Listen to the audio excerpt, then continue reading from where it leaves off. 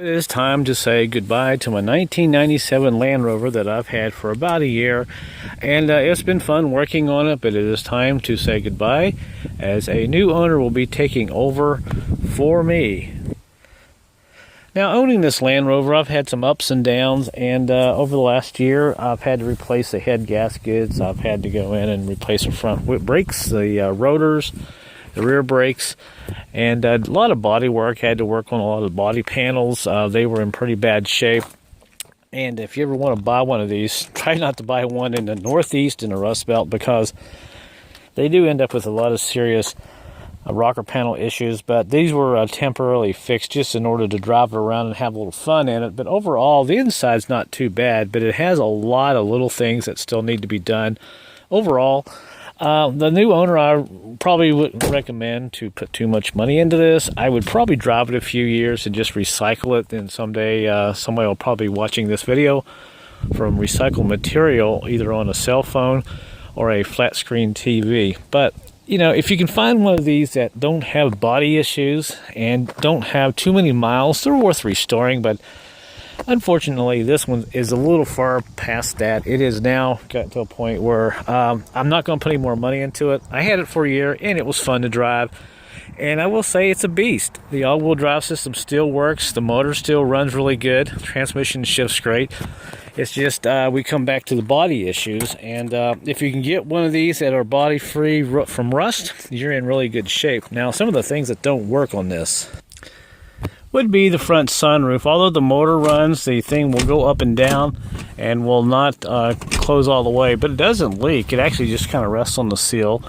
The back sunroof actually works. Well, the radio, that's another story. I had to put in my own radio because the stock radio was just a nightmare to wire up. So I just basically put a new one in it, and it seems like it's working pretty good. And here is what's left of the old radio that was in it, the stock radio. And I should say the new radio that I put in, it was a nightmare to wire up. And this one, well, has seen its better days. Still got some parts left over kind of laying around in it. Not sure if they'll ever be used again.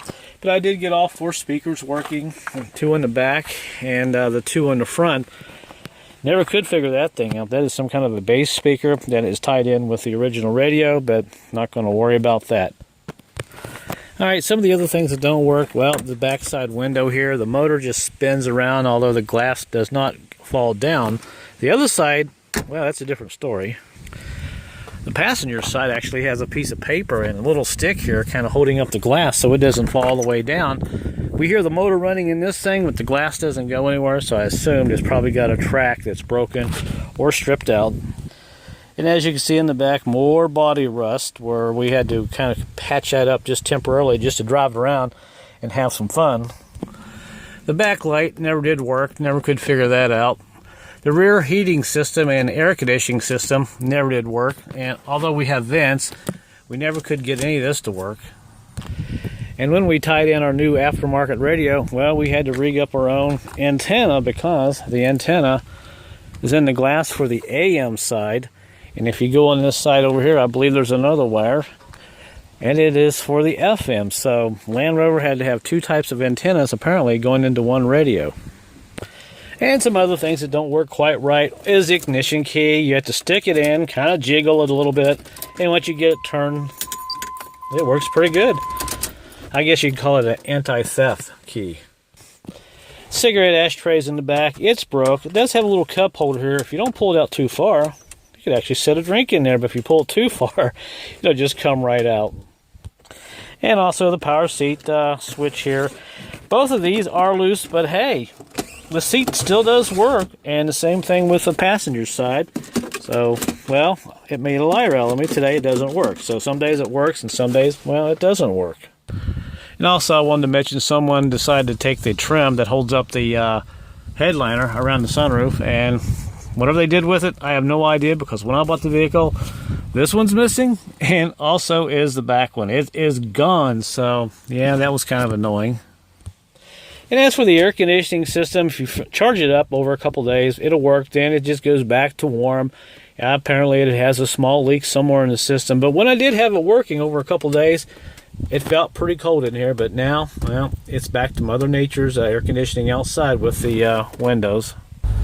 And speaking of other things that don't work quite right, well, the wipers, they work on low and high pretty fast, but when you put them on delay, they just randomly like to stop in the middle of the windshield. Don't know why. If you bump the switch a little bit there, they'll go back down, so have no idea. So let's look under the hood. Okay, so we got it running, and by the way, hey, there's an added feature, $200 brush guard, right? Somebody will like that when they get it. So we'll go ahead and raise the hood up here. There it is, the 4.0 V8. It's got brand new head gaskets on it. Has a brand new coolant tank. We did put a brand new clutch fan. I don't know if you can see that, but I gotta say, after doing that, the thing does not overheat whatsoever. You can stand in traffic all day, no problems whatsoever.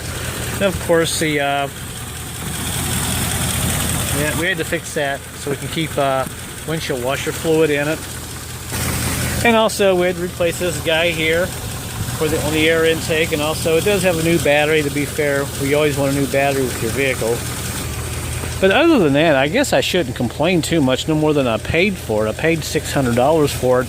By the time I put tags on it, I put the new head gasket on it. Then after that, after I ran it a while, I decided to do some more things. So that was my own fault. So overall, I've got about $1,000 into the vehicle. But it did have brand new tires when I first got it. All 4 tires with a matching Land Rover rims.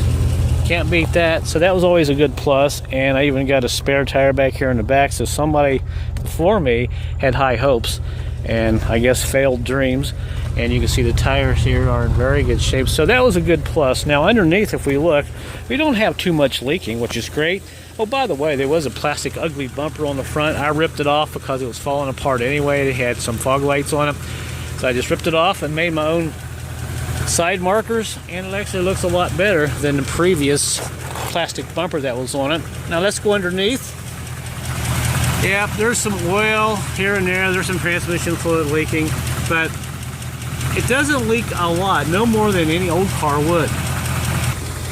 But like I said earlier in the video, it is a beater. I even have 4 brand new shocks that came with it that I did get to put on, and I don't know if you can see that or not, but they're probably over here, you know.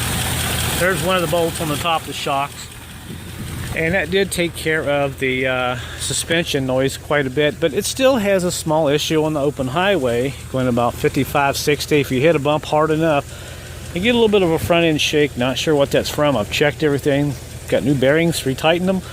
Still makes that steering wheel shake for a little bit, so you gotta be careful with that. But having said all that, you know, it doesn't leak a lot. It leaks no more normal stuff than an old vehicle. And it sits really high off the ground, so you could really get some nice ground clearance and go up over some big ruts into the mountains. And by the way, if you want to know, yes, this does work. High, when you got it neutral, hear the beeping. And when you go to low, it's a little tricky. And there we are, low. Now this does not have differential lock. When you push it sideways and it locks the rear and front differential, this one does not have it. This one just has to 4 low and 4 high. And it takes a little fiddling sometimes to get it just right. And there we are, we're back in normal driving mode. And as of today, the mileage is 147,000 miles, 662 and 5/10. So I really can't complain a lot. It's an old vehicle, and a lot of vehicles really depends on how previous owners treat them when you get them. So if you get something that's old, don't expect a miracle, I guess. So I guess my story is basically, if you're going to buy a Land Rover, make sure you have some extra money and know a little bit. A lot of the fixing that I had to do was through research, through time. And I guess what you could say mostly I gained was knowledge on working on these and driving them, getting a feel how Land Rovers actually work when you get one. If I ever get another Land Rover, it'll probably be a newer one, maybe a 2006 and up. This is a Disco 1. The Disco 2s had problems with the engines. They had the sleeves that would slide in and out of the bore sometimes, and you would have to rip the engine apart and redo the sleeve, and that was just a nightmare, and it was just thousands of dollars. So luckily, the 90s had really good motors, and I got lucky there. I said all that. This thing was probably pretty nice when it was brand new in 1997. Of course, I don't really remember that much about when they came out because I was too busy doing, well, some other things. But if we walk around one more time, you can see there are some things here that I never quite understood what they meant. V8i. Never knew what that meant. And SE7. I have no clue. But if you step back and look at it, it looks like it wants to climb up a hill and head for the safari. And one thing I will say, all the lights do work, all the markers work, the headlights, high and low beam work. And also something I almost forgot to mention that I thought I would make it noteworthy here is the gauge cluster. Everything actually works. And as I start it up, the only light that still comes on now and then, and sometimes the starter likes to skip a little bit. The other thing that comes on is this anti-lock. I never could figure it out, but the brakes seem fine, so it's probably something to do with the braking system. But all the gauges do work. And of course, since I've gotten rid of the radio, half these radio buttons here will not work. They're just going to be empty places here. Or buttons taking up spaces, I should say. You got your up and down volume and all that stuff. For the new stock radio, there's no way to tie that into. Oh, and by the way, they did put gear selector markings on each side in case you was confused, I guess. I'm not sure why they did that. And of course, this thing has been around the block. I never got it intending on it to be a diamond. I mainly got it just because I wanted to play around with it and see what its potential was. And it turns out, you know, if I had to do it again, I probably wouldn't do it because it's really got me behind on a lot of projects just fixing little things on this. But in the end, I will probably break even on this. So for video purposes, I thought it would be nice to make a video and kind of end this because it looks like it is going to be going down the highway to a new owner, and hopefully he'll get a year or two out of it before its final demise. So until then, I will see you guys later.